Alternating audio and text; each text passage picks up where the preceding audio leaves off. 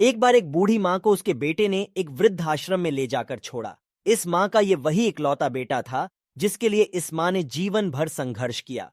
इस बेटे के लिए वो सब कुछ किया जो एक मां को करना चाहिए या मां कर सकती हैं, और आज भी अपने बेटे को किसी भी तरह की परेशानी ना हो इसलिए आश्रम में रहने के लिए भी तैयार हो गई। वृद्ध आश्रम में रह रही मां हमेशा अपने बेटे को याद करती, मगर बेटा केवल साल में एक बार उसको मिलने जाता या फिर फोन पर बात कर लेता।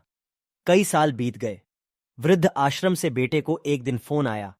उन्होंने कहा, बेटा जल्दी से आश्रम आके अपनी मां से मिल लो, वो बहुत सीरियस है। बेटा जब अपनी बीमार मां के पास पहुंचा तब वह अपनी आखिरी सांसें गिन रही थी।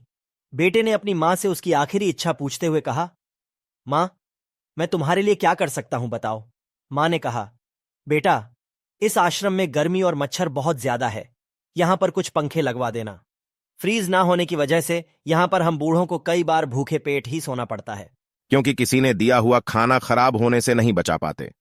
तो इस आश्रम के लिए 1-2 फ्रिज भी खरीद कर दे देना। बेटे ने अपनी मां की सारी बात सुनी और अपनी मां से पूछा, आपने इतने साल यहां पर निकाल दिए, पर आपने कभी भी यह बातें मुझसे नहीं कहीं, और अब जब आपके पास टाइम नहीं बचा है तब आप यह सब कह रही है, ऐसा क्यों?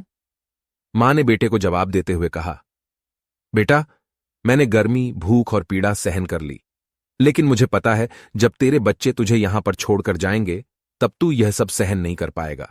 इसीलिए तेरी सुविधा के लिए मैं तुझे यह सब लगाने के लिए कह रही हूं। दोस्तों, मां की यह आखिरी लाइनें किसी भी बेटा या बेटी की आंखें खोलने के लिए सक्षम है। इतिहास हमेशा अपने आप को दोहराता है। अगर आप चाहते हैं कि आपके साथ अच्छा व्यवहार हो तो आपको भी दूसरों के साथ वैसा ही व्यवहार करना पड़ेगा।